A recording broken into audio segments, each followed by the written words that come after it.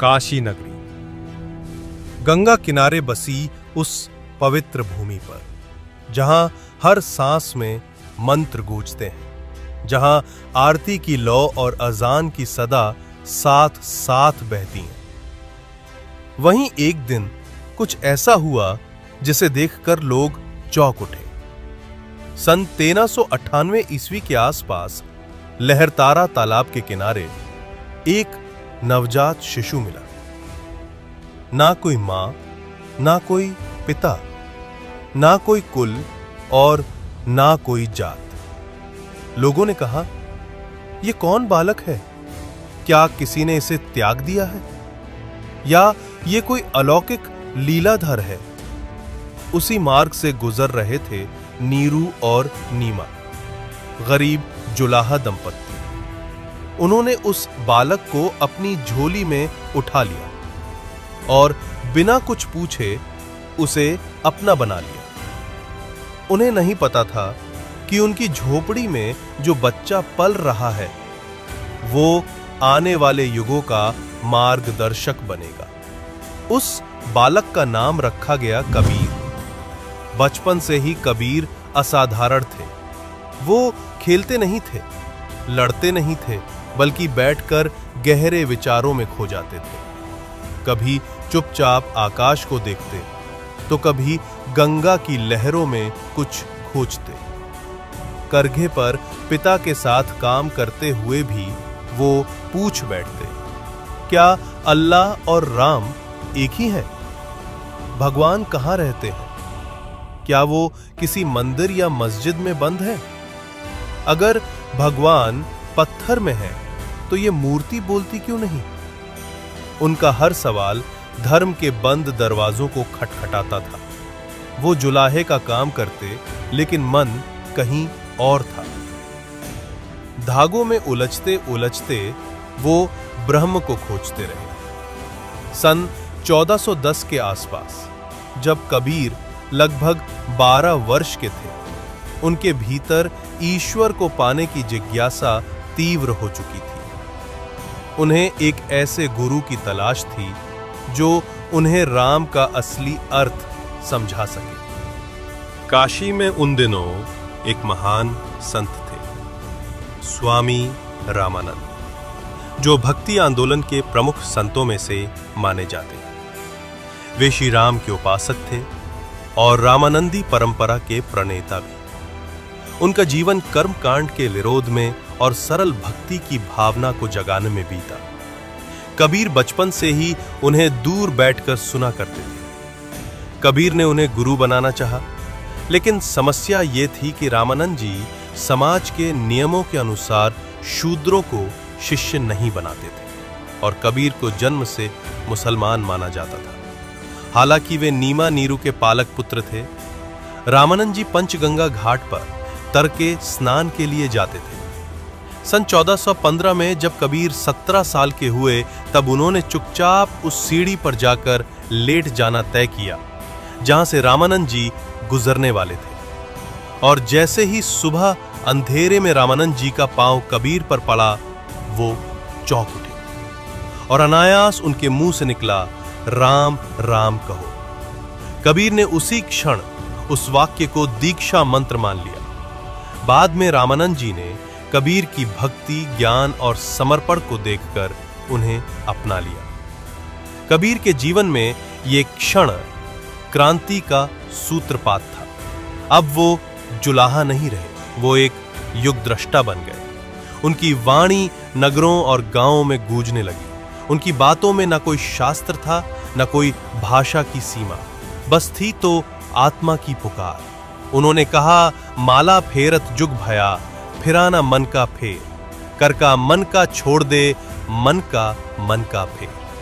उन्होंने सैकड़ों दोहों में जीवन की गहराई को उतार दिया। हर दोहा जैसे आत्मा की पुकार हो, जो आज भी समय से परे गूंजता है। उन्होंने मूर्तियों में ईश्वर को ढूंढने वालों से पूछा, पत्थर पूजे हरि मिले तो मैं पूजू पहाड़, ताते ये चाकी भली पीस खाए संसार। कबीर का ईश्वर किसी एक धर्म का नहीं था। वो कहते थे, हिंदू कहे मोही राम प्यारा, मुस्लिम कहे रहमान। आपस में दो लड़त मरत हैं, मरम न जाने प्राण। उनकी भक्ति निर्गुण थी, जहां ना मूर्ति थी, ना मस्जिद, ना मंदिर, ना कुरान। बस एक चैतन्य, एक प्रेम, जिसे वे राम कहते थे, जिसे कोई रहीम भी कह सकता है। उनके राम ना केवल अयोध्या के थे, ना केवल मक्का के। उनके राम घट घट में समाये थे। वो कहते, कबीरा राम रहीम एक ही, नाम धराया दो। एक बाग के दो फूल हैं, सुगंध वही है जो। कबीर की वाणी समाज के दोनों सिरों को जोड़ती थी। ब्राह्मण भी उनकी बातों से विचलित थे और मुल्ला भी। उन्होंने पंडितों से कहा, पढ़ी पढ़ी पोथी जग मुआ, पंडित भया न कोय। ढाई आखर प्रेम का, पढ़े सो पंडित होए। मौलवियों से पूछा, अजान कहे मस्जिद चढ़ी, करला कौन सुझाई। दिल बिन कर दुआ नहीं, पढ़े दिल की माई। जिस समाज में धर्म के नाम पर दीवारें खड़ी की जा रही थीं, कबीर उनमें पुल बन गए। लेकिन ऐसा बोलने का मूल्य उन्हें चुकाना पड़ा। उनका विरोध शुरू हुआ। एक बार उन्हें सभा से निकाल दिया गया। कई बार उनके घर को जलाने की धमकी दी गई, गंगा में बांधकर फेंक दिया गया। लेकिन वो डूबे नहीं, क्योंकि उनका सत्य डूब नहीं सकता था।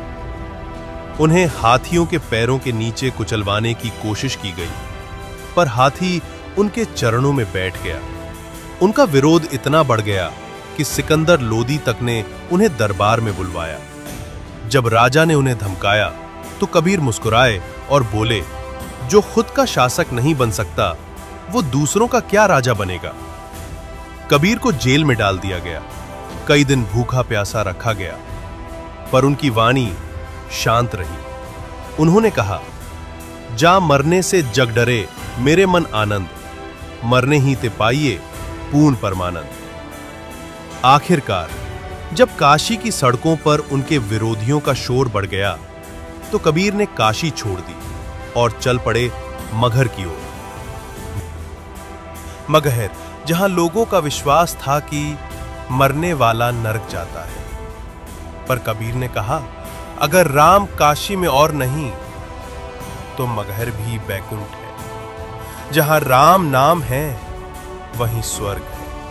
मगहर में उन्होंने राम नाम की ऐसी गंगा बहाई कि वहां आज भी संतों की धारा बह रही है। वहीं एक दिन उन्होंने अपने शिष्यों को बुलाया। हौले हौले बोले, अब मैं जा रहा हूं, पर मेरे राम को तुम में छोड़कर जा रहा हूं। 1518 ईस्वी में जब संत कबीर ने शरीर त्यागा, तब एक बार फिर समाज की सीमाएं सामने आई। हिंदू कहने लगे, हम उनका दाह संस्कार करेंगे। मुस्लिम कहने लगे, हम उन्हें दफन करेंगे। दोनों पक्ष आमने सामने आ गए। लेकिन जब चादर हटाई गई, तो वहां कोई शरीर नहीं था। वहां थे सिर्फ फूल। दोनों पक्षों ने फूल बांट लिए। और एक चमत्कारिक संत आज भी मगहर में मजार और समाधि दोनों रूपों में पूजे जाते हैं। कबीर चले गए, पर उनका स्वर नहीं गया। आज भी जब कोई बच्चा प्रेम से बोलता है, जब कोई व्यक्ति जाति धर्म से ऊपर उठकर सत्य को खोजता है, तो वहां कबीर होते हैं। क्योंकि कबीर कोई व्यक्ति नहीं थे, वो चेतना थे, वो प्रेम थे, वो सत्य की वाणी थे। आज जब दुनिया धर्म के नाम पर फिर बट रही है, तब कबीर की यही वाणी सबसे ज्यादा जरूरी है। कबीरा खड़ा बाजार में, सबकी मांगे खैर। न काहू से दोस्ती, न काहू से बैर। अगर ये कथा आपके हृदय को छू गई हो, तो इसे दूसरों तक जरूर पहुंचाइए। क्योंकि जब तक कबीर की आवाज सुनाई देती रहेगी, इस संसार में प्रेम, एकता और ईश्वर की ज्योति जलती है।